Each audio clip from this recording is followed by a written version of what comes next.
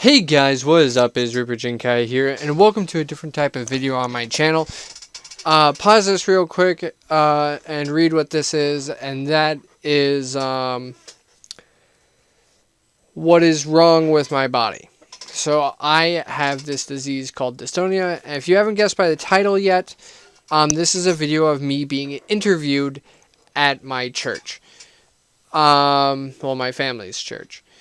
And I've known the pastor for a really long time. He's a great guy. Had a blast doing this interview. I didn't really know what he wanted, so I kind of rambled a little bit. But if you watch my channel, you should be used to that by now. And it just kind of talks about my first experiences with the surgery to fix my dystonia. Or not fix, but I don't know what the word I'm looking for is. And then it also talks about a fundraiser called the Dystonia Walk here in Minnesota. Thank you guys for checking this out.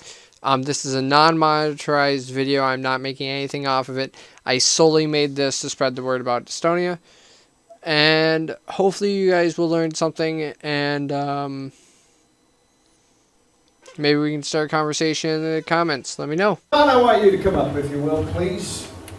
I'm going to give you a mic here. As most of you know, we were able to be a part of something that Sean has been a part of for quite some time. Tell us a little bit about what this is and when it started, when you noticed it in your first surgery. So, for those of you who don't know, I do have a rare brain disorder called dystonia, and it is technical term is DYT1 dystonia. Those are the genes in my body that it affects. And pretty much, it's a little bit shaky today, but you'll see my left hand doesn't work quite as well as my right hand does. The first time I noticed it, I think we were moving or something out of one of our old houses, and my dad had asked me to pick up a box. I think I was like 6 or 7. I went to go pick up the box, and my hand just clenched up. I said, "Dad, I can't pick up the box." He goes, "What do you mean you can't pick up the box?" So I said, "Well, my left hand won't let me." So, 6, 7-year-old, you know, just trying to get out of work. So Dad said, "Okay, enough fooling around, pick up the box." And he sat me down and he tried to open it up my hand, and as a 6 or 7-year-old, my dad was really trying to open up my hand, and we could not get it all the way open. So we went, I don't remember all the doctor's appointments, it feels like there's been millions, but we went from doctor to doctor, and I think at first they said it was a brain tumor, and they didn't know how long I had. Well, after that time expired, we found an amazing doctor, Dr. Gillis, who said, "You know, it might be dystonia." And we did that test, and it came back positive. And through her, we found an amazing surgeon. Not much of a people person, but she was an amazing surgeon, Dr. Abash. And I remember the first surgery, going into it, I had no idea what to expect.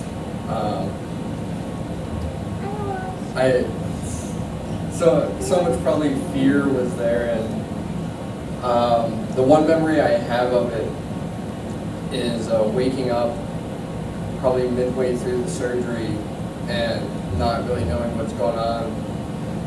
And I kept asking him to turn off a fan because the top of my head was hurting.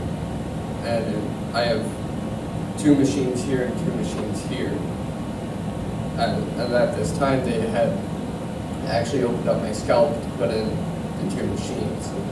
And they had said, there's nothing on, there's no fan, there's no nothing. And it was just the slight breeze of them moving their hands was causing pain. But I woke up and I remember not wanting to move my left hand because I was afraid it didn't work.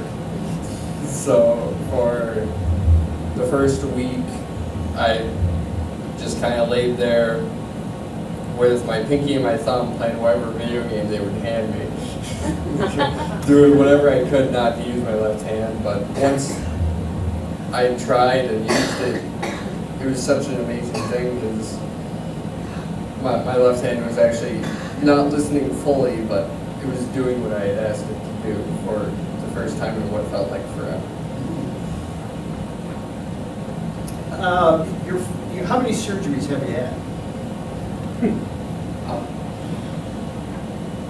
5, I think? 5. Yeah, I was thinking it was 4 or 5. They just did a recent one, but it's new machines. One new machine. One new machine. On this On my right side. And that was this past week on Tuesday. Monday. Now, how's the left hand doing? Much better? Or is it going to take a while? I think it's going to take a while for my left hand to get back to when I was at the best of the last machine. But towards the end, we've never had a machine behind this much. Because it was kind of a last minute thing. I met the surgeon a month before the surgery. Because we didn't have a surgeon. We've gone through 3 or 4 surgeons. And so I would go to work and I'd be apologizing all the time because I didn't feel all there, and my thoughts were very sporadic, and I was just feeling off. So, but I woke up from the surgery, and that was good. I can think clearly. I loved it. Yeah. It was interesting because last Sunday he came up after church and he came up to the front. He said to me, Pastor, I'm not asking you if, I'm asking when you pray. Will you pray for the physicians? Don't pray for me, pray for the physicians. And I said, you have that prayer. You can be promised that I will do that. So when everything came through Monday and everything was fine, I wasn't surprised. Because that's what we prayed and that's what we believed. Dystonia, yesterday was a walk. This was the second one, or have there been others before? Second. The second one. Tell us a little bit about what it is. You got the shirt today, and some of the other people here have the shirt on. So the walk is an amazing event. It's held at Como Zoo.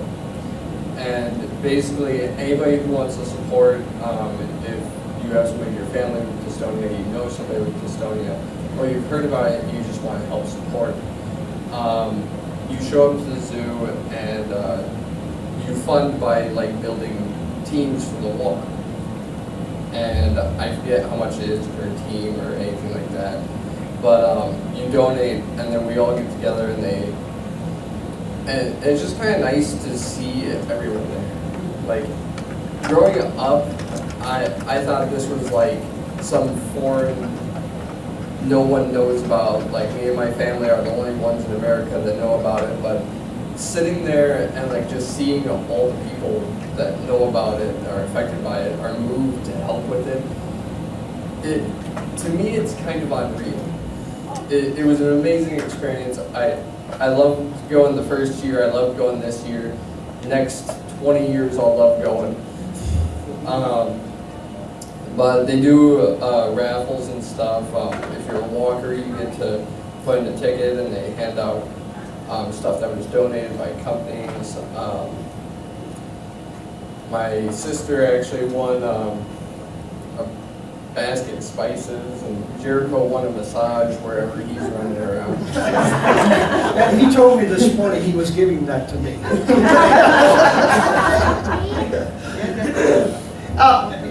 And for many of you, this is very similar to the Relay for Life. Except at what it does. Now, I am understanding also that the zoo, part of getting into the zoo and the cost of that, they also donate back to. Is that true? Yep. Yeah. And so it's a way to raise funds. I was there for your first surgery. I walked with you all the way through this whole process and watched how you've responded. But God is always good and God is always faithful. And to Him is the glory and the honor. And we just thank you, Sean, for coming and sharing with us today. You are loved more than you know. And let's continue to pray that God will continue to work in your heart and life. Thank you, Sean.